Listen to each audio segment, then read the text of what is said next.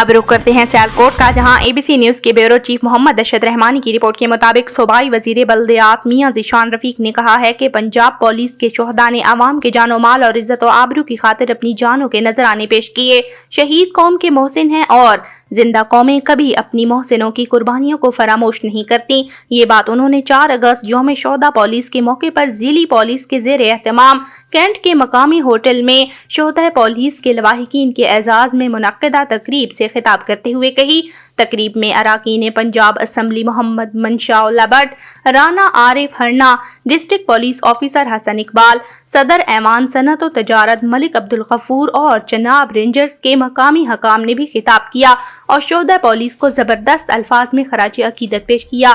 تقریب کے آخر میں شہداء پولیس کے درجات کی بلندی کے لیے خصوصی دعا کی گئی۔